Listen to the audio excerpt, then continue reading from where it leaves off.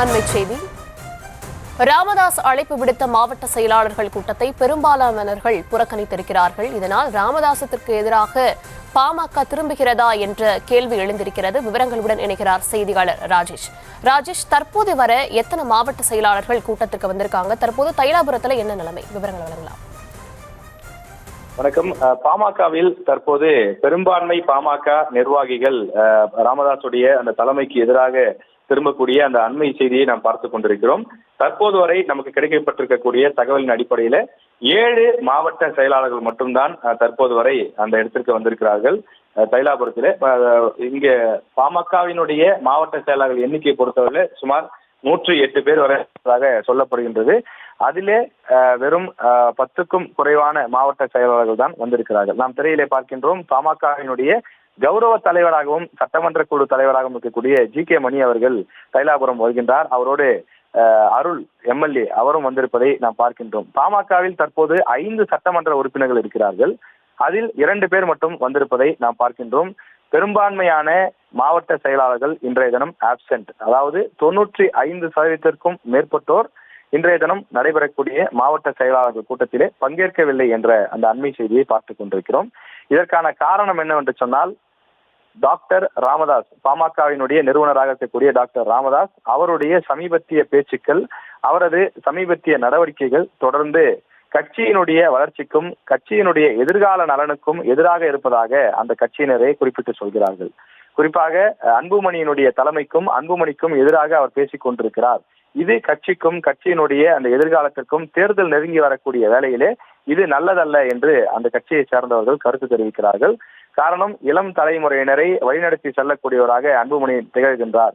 ஆனால் ராமதாஸை பொறுத்தவரையிலே தன்னுடைய குடும்பத்தில் இருக்கக்கூடிய மற்ற நிர்வாகிகள் முகுந்தன் உள்ளிட்டோரை உள்ளே கொண்டு வர வேண்டும் என்று அவர் நிலைப்பாட்டை எடுத்திருக்கின்றார்.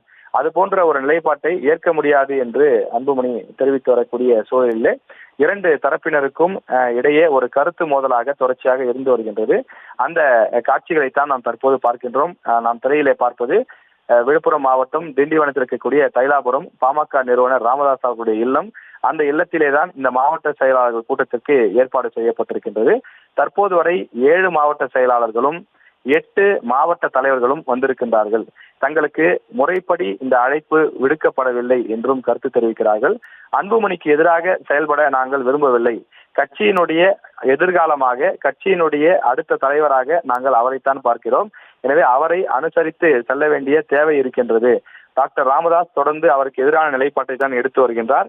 எனவே இன்று நடைபெறக்கூடிய மாவட்ட செயலாளர்கள் கூட்டத்தில் நாங்கள் யாரும் பங்கேற்கவில்லை என்று மாவட்ட செயலாளர்கள் கருத்து தெரிவிக்கின்றார்கள்.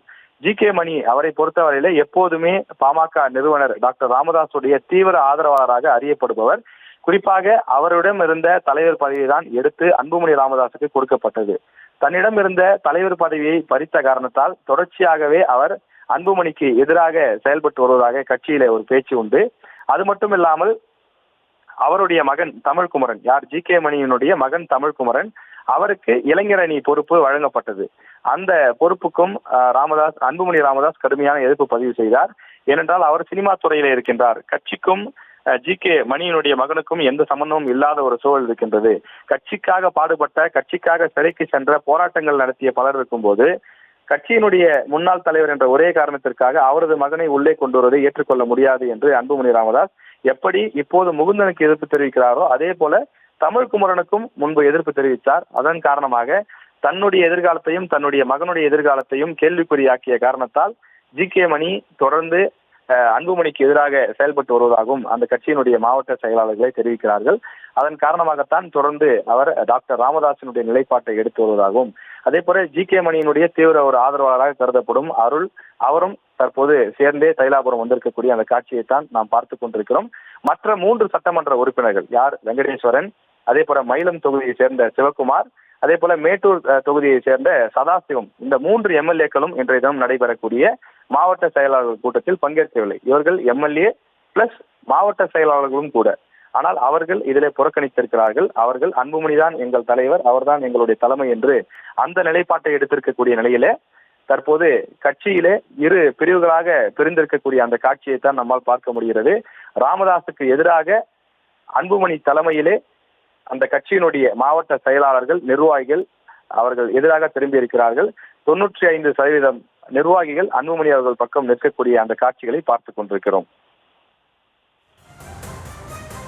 விவரங்களுக்கு நன்றி ராஜேஷ்.